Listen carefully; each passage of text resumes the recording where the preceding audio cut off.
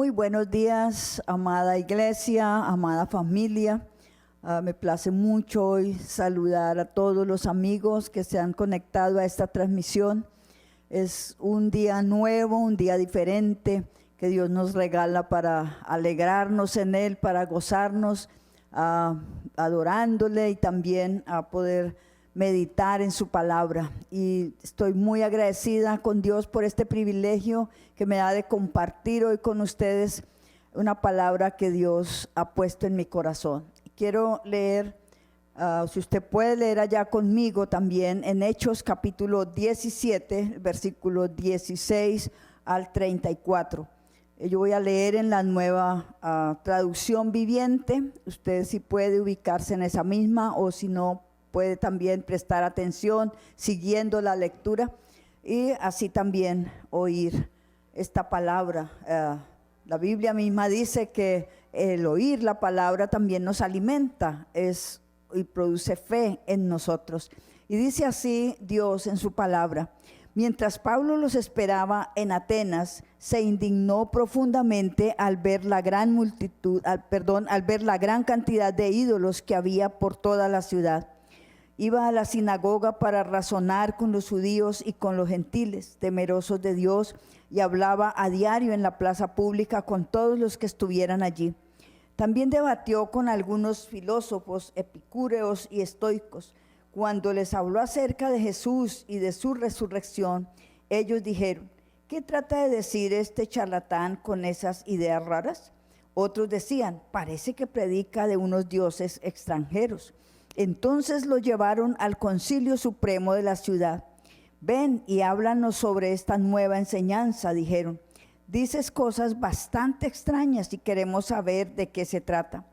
Cabe explicar que todos los atenienses, al igual que los extranjeros que están en Atenas, al parecer pasan todo el tiempo discutiendo las ideas más recientes.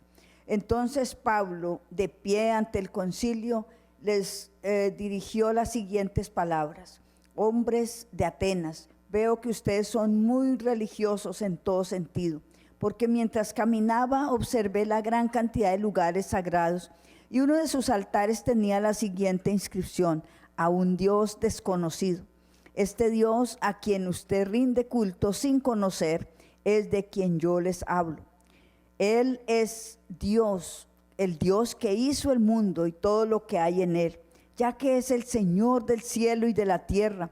No vive en templos hechos por hombres, y las manos humanas no pueden servirlo, porque Él no tiene ninguna necesidad. Él es quien da vida y aliento a todos y satisface cada necesidad. De un solo hombre creó todas las naciones de toda la tierra. De antemano decidió cuándo se levantarían y cuándo caerían, y determinó los límites de cada una. Su propósito era que las naciones buscaran a Dios y quizá acercándose a tientas lo encontraran, aunque Él no está lejos de ninguno de nosotros, pues en Él vivimos, nos movemos y existimos. Como dijeron algunos de sus propios poetas, nosotros somos su descendencia. Y como esto es cierto, no debemos pensar en Dios como un ídolo diseñado por artesanos, hecho de oro, plata o piedra. En la antigüedad, Dios pasó por alto la ignorancia de la gente acerca de estas cosas, pero ahora Él manda en todo el mundo, en todas partes se arrepientan, que en todas partes se arrepientan de sus pecados y vuelvan a Él, pues Él ha fijado un día para juzgar al mundo con justicia por el hombre que Él ha designado, y les demostró a todos quién es ese hombre al levantarlo de los muertos. Cuando oyeron a Pablo hablar acerca de la resurrección de los muertos, algunos se rieron con desprecio, pero otros dijeron: queremos oír más sobre este tema más tarde. Con esto terminó el diálogo de Pablo con ellos, pero algunos se unieron a él y se convirtieron en creyentes. Entre ellos estaban Dionisio, un miembro del concilio, una mujer llamada Dámaris y varios más. Amén. Es la palabra del Señor que tenemos para hoy, y le he puesto un título a este pasaje: tengo un Dios conocido. No sé si usted puede unirse conmigo a ese título, o usted al escuchar pensó en otra cosa, o si al leerlo allá en su casa puede ponerle un título a este pasaje. A mí me gustó, tengo un Dios conocido. Y antes de entrar en la explicación de este pasaje, quiero hablar de un poquito del contexto, y es para recordar que en los capítulos 7 y 8 del libro de los Hechos, Saulo, allá lo menciona como Saulo, era un perseguidor de la iglesia, y lo vemos ahí mientras iba camino a Damasco. Llevaba cartas de autorización para que cuando encontrara a alguno de los creyentes, alguno de los cristianos, los trajera presos a Jerusalén. Y se ocupaba de eso. Seguramente algunos creyentes habían huido de Jerusalén hasta Damasco, y Saulo iba en busca de ellos para traerlos presos a Jerusalén. Y mientras va por el camino, Jesús se atraviesa. Mientras va hacia Damasco, Jesús se atraviesa en su camino. En el capítulo 9 de Hechos encontramos este hermoso y asombroso encuentro. Y un encuentro que transformó su vida por completo. Porque cuando alguien se encuentra con Jesús, no puede ser el mismo, no sigue siendo el mismo. Algo sucede. Si alguien ha tenido ese encuentro, sabe que no puede ser igual, que algo pasa, ¿sí? No es solo oír acerca de Jesús, sino es ser transformado por su poder. Y eso es lo que Jesús busca en nosotros, en una persona. Cuando Él se atraviesa en el camino de alguien, es porque quiere transformarlo y hacerle una nueva persona, un hombre nuevo, una mujer nueva, transformado por el poder de su espíritu. El libro de los Hechos también nos habla de 3 viajes misioneros que realizó ya el apóstol Pablo en su ministerio, ¿sí? Vamos saltando así. Y él realizó 3 viajes en su ministerio, estableciendo iglesias en cada ciudad, y esa era pues su alegría, ¿no? Su gozo ahora, el poder compartir la palabra. En el capítulo 13 comienza su primer viaje misionero, y en el capítulo 16 está saliendo a su segundo viaje misionero. Nuestro pasaje hoy pues hace parte de lo sucedido en este segundo viaje, y nos cuenta el capítulo 16 que Pablo y Silas, que son compañeros de equipo, son coequiperos en el ministerio, salen y llegan a Filipos. Allí se convierte una mujer llamada Lidia y toda su familia. También se convierte el carcelero, porque en la predicación del evangelio, a causa de la proclamación del evangelio allí en Filipos, unos judíos les da envidia que muchos están convirtiendo al cristianismo y saliendo del judaísmo. Entonces, por envidia los meten a la cárcel para que no sigan predicando, y les prohíben predicar el mensaje de Jesús. Y allí hemos leído muchas veces en el capítulo 16 una historia cuando ellos están a medianoche cantando y alabando a Dios, y sucede un terremoto que abre las puertas de la cárcel, y todos los presos quedan pues sueltos, ¿sí? El carcelero se iba a suicidar porque él era responsable de cuidar todos estos presos, era responsable de todos ellos. Y Pablo le dice, no necesitas hacerte daño, aquí estamos todos, no ha pasado nada, ninguno se ha escapado, aquí estamos. Y es cuando el carcelero dice, ¿qué tengo que hacer para ser salvo? Y Pablo le dice, cree en el Señor Jesucristo y serás salvo tú y tu casa. Y nos cuenta ahí en el capítulo 16 que esa noche el carcelero se convierte a Dios y se bautiza con toda su familia. Y entonces esa experiencia maravillosa, después de esto, después que salen de la cárcel, Pablo y Silas van a Tesalónica, otro pueblo cercano, donde estuvieron poco tiempo realmente. Pasaron 3 semanas, nos dice que durante 3 días de reposo, y pues son los sábados el día de reposo que ellos contaban. Entonces son 3 semanas que ellos estuvieron allí predicando, y se convierte una gran cantidad de personas. Pablo empieza en la sinagoga de Tesalónica a hablar y aprovechar para explicar las profecías que estaban escritas acerca de Jesús, que tenía que sufrir, morir, resucitar al tercer día. Y aprovecha ese tiempo para hablarles de esto. Y dice que muchos judíos, muchos griegos se convierten al cristianismo y se unen a los apóstoles. Y nuevamente los judíos sienten envidia y dicen, no, ¿cómo así? Y empiezan a alborotar la ciudad y salen gritando, Pablo y Silas están causando problemas por todo el mundo y han llegado a nuestra ciudad para perturbarla. Y los sacan, empiezan a maltratarlos. Y entonces los creyentes sacan a Pablo, ¿sí? Los sacan a Pablo y a Silas hasta otra ciudad que se llama Berea, más o menos 73 kilómetros ahí de Tesalónica, y los sacan allí. Cuando ellos llegan a Berea, encuentran un grupo muy dispuesto, una gente que con todo entusiasmo reciben el mensaje, pero también que les gusta leer, que les gusta estudiar, y dice que ellos cada día oían el mensaje, pero también escudriñaban, buscaban, investigaban si era verdad lo que Pablo y Silas les estaban enseñando. Qué bueno es que podamos oír con atención, pero también ir y leer. Usted mismo, si tiene una Biblia, usted pueda ir hoy, esta semana, leer estos pasajes. El libro de Hechos es impresionante cómo comenzó la iglesia. Usted lo invito para que usted también pueda leer y pueda hacer su propio estudio. Mientras están ahí predicando, los de Tesalónica se enteran que Pablo y Silas están predicando y que muchas personas se están convirtiendo al cristianismo, y entonces vienen para alborotar ahí la ciudad de Berea.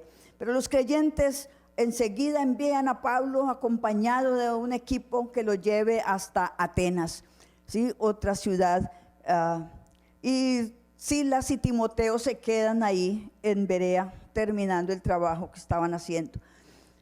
Por eso en nuestro texto, en los versículos 16, en el versículo 16 dice, mientras Pablo estaba esperando a Silas y a Timoteo, que se habían quedado en Berea, ¿sí? Por eso comienza en esa espera. Y en primer lugar vemos que la condición de Atenas, Pablo se da cuenta de la condición espiritual de esta ciudad. Dice que mientras esperaba, empezó a caminar y a recorrer la ciudad, y observó la gran cantidad de ídolos y de lugares sagrados que había en la ciudad. Por todas partes habían altares a uno y otro Dios, a uno y otra imagen. Entonces cada uno tenía su nombre, y pues cada quien adoraba al que más le gustaba, ¿sí? Y encuentra un altar que tenía un letrero especial y decía a un Dios desconocido, a un Dios desconocido, o sea, un Dios que no sabemos quién es. Y pues algunos dicen que porque llegaban muchos extranjeros, por si preguntaban, ¿y dónde está el altar al Dios que yo adoro? Podían decirle, pues bueno, este desconocido, como no sabíamos cuál es tu Dios para adorar, entonces está este Dios desconocido, ¿sí? También otros estudiosos dicen que podemos pensar en que a pesar de la idolatría, a pesar de todos estos lugares sagrados, sabían las personas, cada uno sabía que hay un Dios, que cada ser humano sabe que hay un Dios poderoso, que es un Dios sobre todas las cosas. Por eso escribieron al Dios no conocido. Sabemos que existe, pero no lo conocemos. Y es muy importante esto. Y mientras Pablo va caminando y mirando todos estos lugares, dice que se indignó profundamente, le causó mucho enfado, ¿sí? Se enojó mucho, pero a la vez reaccionó y entró a la sinagoga y comienza a razonar con los judíos, a discutir, a hablar con los judíos y con los griegos, con los gentiles que estaban ahí, que eran temerosos de Dios. Comienza a discutir, a hablar con ellos. También dice que hablaba todos los días con los que estaban en las plazas, en la plaza pública. Estaba él aprovechando el tiempo y hablaba con ellos. También debatió con los filósofos. Habían dos grupos, epicúreos y estoicos, que eran las dos principales corrientes filosóficas y éticas de esa época. Y Pablo empieza a hablar con ellos en este tiempo. Ahora, ¿cuál era su mensaje? El mensaje que predicaba Pablo es acerca de Jesús y la resurrección. Ese era el tema que él tenía. Y unos decían, habla de dioses extranjeros. Para ellos Jesús y la resurrección, bueno, muchos se pueden llamar Jesús, pero la resurrección, no habían oído que alguien resucitara de los muertos y que glorificado existiera ahora. Y para ellos era una enseñanza nueva. Dijeron, esto es raro, es una enseñanza nueva. Y a ellos les gustaba, dice que los atenienses y los extranjeros, les gustaba esas ideas nuevas, esos temas nuevos. Ellos estaban ahí, no hacían otra cosa. Dice que pasaban todo el tiempo esperando que llegaran esos temas nuevos para debatir sobre esos temas, argumentar y oír qué decían el uno, el otro.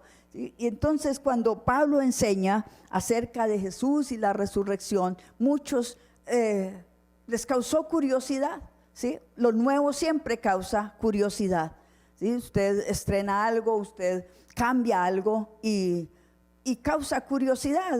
Muchos quieren venir a conocer lo nuevo que usted ha traído a su casa, o si nace un bebé, o si usted compra algo nuevo. Causa curiosidad, y eso es lo que motiva mucho, ¿cierto? A decir, oiga, voy a su casa, o venga, lo felicito, porque es tan bueno estrenar también. Si usted estrena, espera que alguien le diga algo, ¿cierto? Al menos quedaste muy bien. Pero el mensaje del evangelio siempre será de buenas noticias. A pesar que ha pasado el tiempo, siempre serán buenas noticias. Siempre será que en Cristo hay solución, que Cristo es la solución, que en Cristo hay esperanza. Siempre será un mensaje de vida, no de muerte. Será un mensaje de libertad, de salvación.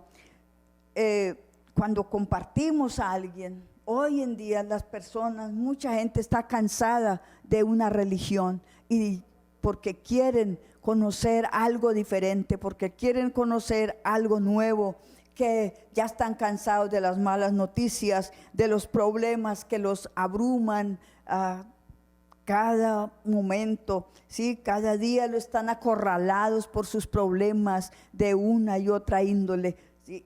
Pero cuando hablamos de Jesús, es el mensaje que alienta, es un mensaje que alienta de Jesús, el Jesús que resucitó de los muertos, el Cristo que murió, que sufrió, que murió y resucitó, que no se quedó muerto, que no se quedó allá en la tumba, sino que se levantó, el que trajo salvación al mundo perdido, el que trajo esperanza y libertad al cautivo, el que trajo ese amor, esa grande manifestación de amor, a pesar de nuestra maldad, a pesar de nuestra condición débil y fracasada. Es ese el mensaje de la Biblia, ese es el mensaje de Jesús, del Evangelio. Y en segundo lugar, es el título el que le puse al pasaje, es Tengo un Dios conocido. Y en los versículos 22 al 33, encontramos, que Pablo usa ese título del Dios no conocido para introducir su discurso ante el concilio. Ellos, como vieron que era una enseñanza nueva, dicen, vamos ante el concilio para que nos explique más acerca de ese tema. Y lo llevan ante el concilio, y Pablo usa ese título de al Dios no conocido para introducir su discurso, y dice, a ese Dios que ustedes adoran sin conocerlo, a ese que ustedes no saben quién es de quien yo les hablo. Y aunque Pablo no fue un discípulo presencial en el ministerio terrenal de Jesús, Pablo, recuerden que allá en el capítulo 9 que mencioné, tuvo un encuentro. Jesús se atravesó mientras él iba a Damasco.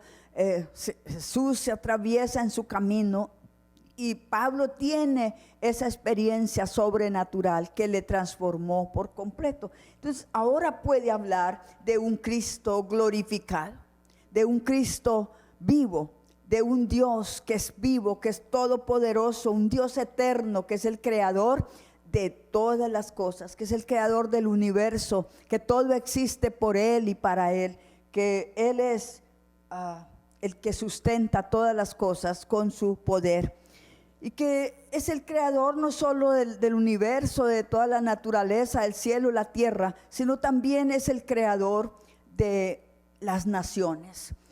Y para crear las naciones creó un hombre y una mujer, como leemos allá en Génesis. Dice que creó al hombre, a la mujer a su imagen y a su semejanza, porque quería que estuvieran siempre con él. Con ellos, con Adán y Eva, Dios creó todas las naciones. En el libro de Génesis encontramos cómo se fue formando cada nación desde el comienzo, familia tras familia, generación tras generación, y hasta que fueron llenando la tierra y se iban extendiendo y se iban ubicando en los diferentes lugares.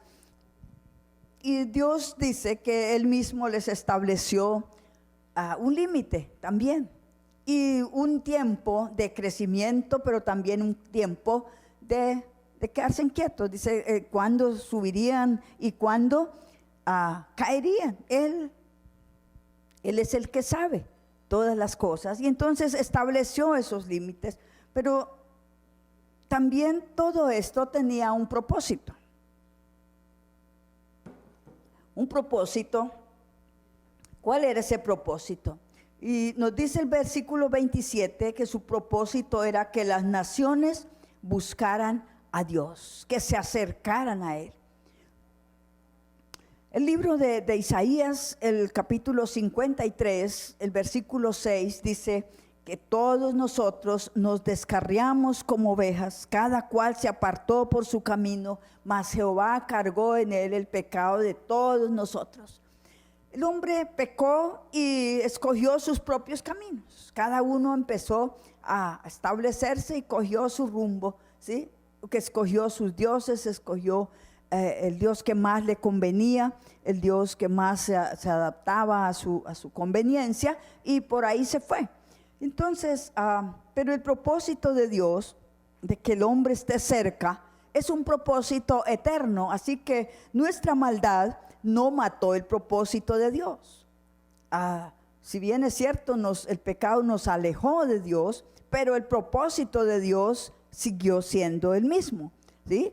Y entonces, cuando Dios provee un Salvador, estamos perdidos. Dice que nos descarriamos, nos fuimos cada uno por nuestro camino. Pero nuestro pecado, como no pudo matar el propósito de Dios, Dios había propuesto tenernos cerca. Por eso el propósito no podía fracasar, no iba a fracasar. Dios se había propuesto tenernos ahí cerca de Él por la eternidad, tenernos con Él. Él creó al hombre con ese propósito de que esté cerca de Él, no solo en la tierra, sino en la eternidad. Pero el hombre por sí solo ahora no puede acercarse a Dios. No puede. Está incapacitado. El pecado nos incapacitó para acercarnos a la santidad de nuestro Dios. Y en el versículo 30 dice que Dios pasó por alto ese tiempo de ignorancia o de desconocimiento de ese propósito eterno de Dios. Y Dios pasó por alto. Cuando estudié esa frase, que Dios pasó por alto, encontré que significa mirar más allá, mirar más allá. O sea, Él miró más allá de nuestro pecado. No mira mi pecado. Cuando nos encontramos con Jesús, Él no mira solo mi pecado, me perdona, pero mira más allá el propósito que Él tiene con las personas, el propósito que Él tiene con el hombre. Es que esté cerca. El anhelo de Dios es que tú y yo estemos cerca, y por eso Él ha provisto a Jesucristo. Él proveyó. El hombre se perdió, estaba perdido en la oscuridad, pero Dios dice: yo lo busco, yo lo voy a buscar. Y Jesús lo dijo allá en Lucas 19, dice: el Hijo del Hombre vino a buscar y a salvar lo que se había perdido. Él lo está buscando, lo está buscando. Y Dios mira entonces más allá, como no mira mi maldad, no mira mis pecados, sino que mira su propósito y trabaja con cada uno de acuerdo a sus planes, de acuerdo a sus pensamientos, de acuerdo a los caminos de Él. No mis pensamientos, no mis caminos, sino los pensamientos de Dios para llevarnos a su propósito y para finalmente tenernos con Él por la eternidad. Y haciendo, ¿cómo lograrlo? ¿Sí? ¿Cómo lograr que el hombre volviera a Él? No había otra manera sino por medio de un sacrificio.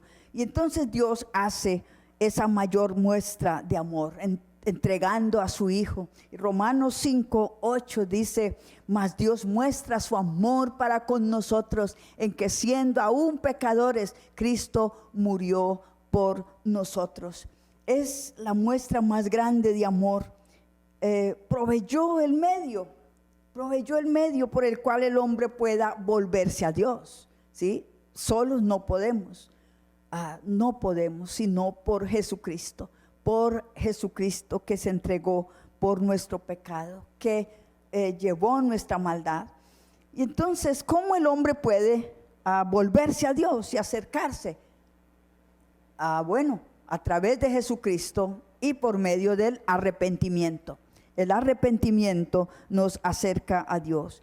Por el verso 30, la parte B, dice: ahora Él manda que todo el mundo, en todas partes, se arrepienta y se vuelva a Él. Pero es ahora, el tiempo es ahora. Quizás mañana no haya oportunidad. Te dice: no, mañana, otro día, cuando esté más adulto. Los jóvenes pueden decir: cuando esté más adulto, ahorita voy a aprovechar mi juventud, voy a disfrutar mi vida. Cuando esté más, el adulto dice: cuando esté anciano. Y alguien me decía la semana pasada, y me decía: es fácil ponerse uno a cuentas con Dios. Cuando esté muy enfermo, entonces yo me arrepiento. Yo pido perdón de mis pecados cuando ya el médico diga que me voy a morir. Y esa es una manera muy peligrosa y muy egoísta de pensar, ¿cierto? Porque tiene todo el tiempo. El tiempo es ahora. No sabemos. Muchas personas se han acostado bien. No necesitamos enfermarnos para morirnos, para dar cuenta a Dios. Sencillamente Dios es el que determina el tiempo, la hora, el momento, ¿sí? Y nos está dando ahora el tiempo para arreglar cuentas, para arrepentirnos, para acercarnos a Él. ¿Quiénes deben arrepentirse? Muchos dirán: pero yo soy una persona buena, yo no le hago mal a nadie, yo vivo tranquilo, yo comparto, yo hago buenas obras. Pero no es eso lo que cuenta, no consiste en eso el arrepentimiento. El arrepentimiento es una convicción de que he ofendido a Dios, de que estoy mal delante del Señor.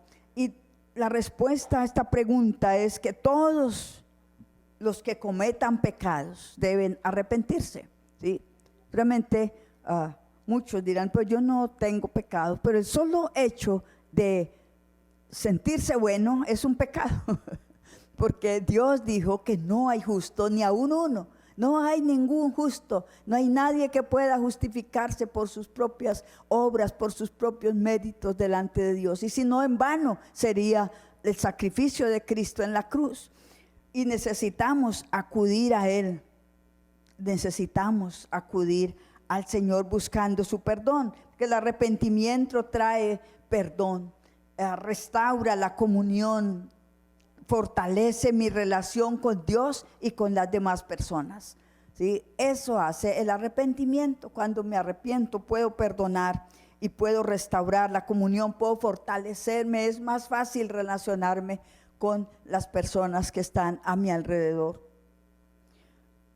Y el versículo 31 nos habla de que hay un final, hay un día. Dice que Dios estableció un día, Él ha fijado un día para juzgar al mundo. O sea, la espera tiene un final, un día, no sabemos cuándo es. Algunos, se atreven a poner fechas, a decir, algunos lo escucharon en las noticias hace unos 15 días, 20 días, de alguien que dijo que el mundo ya se iba a acabar en esa semana y hizo muchos planes, engañó a varias personas, a varias familias, y bueno, les hizo vender todo y cogió él la plata y se desapareció. El día que él dijo, que señaló que el mundo se iba a acabar, que Jesús venía ese día, él se desapareció con la plata, con todo, y para él pues sí, el mundo se acabó. Todo y era un profesional, es un profesional, ustedes vieron la noticia, pero tristemente esa es nuestra realidad en el mundo, ¿sí? Muchos que quieren sacar provecho con lo que hacen y con el mensaje que predican. Por eso es muy importante escudriñar la palabra, la Biblia, leerla y conocerla. Y hay un final, hay un día que no sabemos cuándo es. Puede ser hoy, puede ser mañana, pero hay un día. Dice, Dios estableció un día, un momento, un tiempo para decir ya, ¿sí? Basta y ya.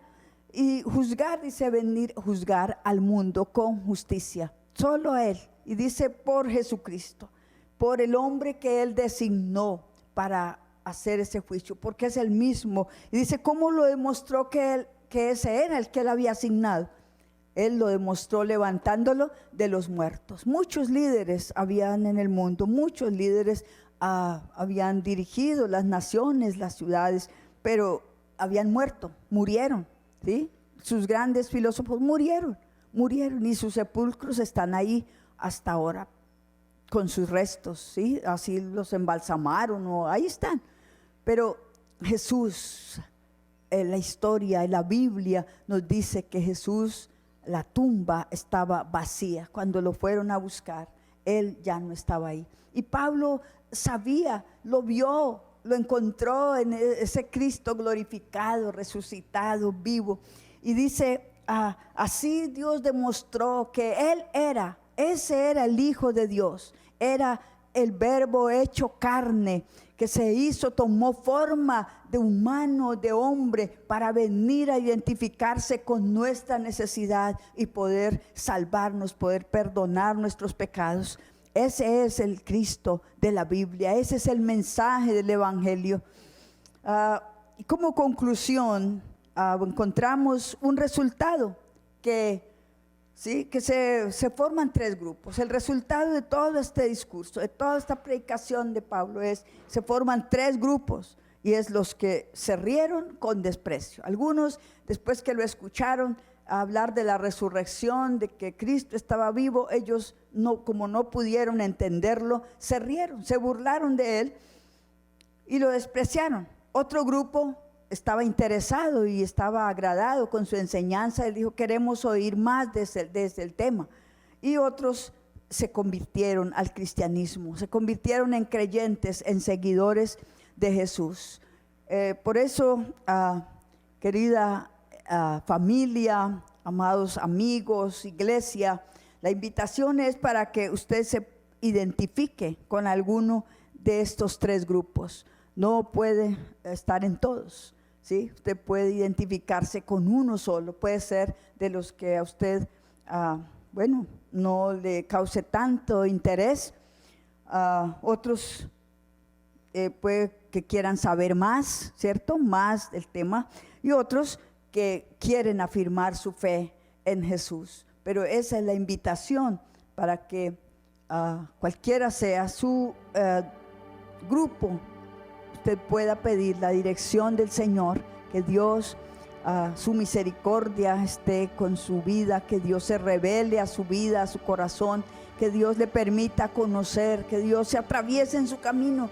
Si quiere orar así, de Señor, atraviesa en mi camino, en mis planes, en mis pensamientos, pero que usted pueda ser transformado por el poder de Cristo, que es esas buenas nuevas. Padre, en el nombre de Jesús, te damos gracias a ti. Tú eres maravilloso, tú eres bueno, tú eres fiel, Señor, eres tan grande y nos permites conocerte. Señor, a pesar de nuestras limitaciones, tú miraste más allá de nuestros pecados, más allá de nuestra rebeldía, más allá de la dureza de nuestro corazón, más allá de nuestras entretenciones. Tú miraste tu propósito y así trabajas con nosotros, y así nos encontraste, así te atravesaste en mi camino, en nuestro camino, y nos transformaste. Cambio, Señor, trajiste a nuestra vida, hiciste un cambio, nos diste una vida nueva, una vida cerca de ti, y nos limpiaste, nos perdonaste para que podamos comunicarnos contigo. Señor, gracias por cada una de las personas que se han podido conectar para escuchar esta transmisión. Gracias por cada familia, por cada persona que está allí, Señor. Tú conoces su condición, Padre. Si hay alguno que se siente perdido, que se siente frustrado, que está, Señor, enfermo, oramos para que tú traigas sanidad, para que tú traigas luz. Aquel que se siente perdido, sin solución a sus problemas, él puede encontrar en ti una solución, puede encontrar en ti. Ese que está cansado pueda descansar en ti, pueda acudir a tu cruz y ser perdonado por ti también, Señor. Aquel que se siente culpable, aquel que se siente, Señor, que está abrumado por sus problemas, pueda hallar en ti, Señor, un refugio seguro. Muchas gracias te damos en el nombre de Jesús. Gracias, Señor. Amén. Amén. Amada iglesia, familia, Dios les bendiga. Un abrazo. Los amo mucho.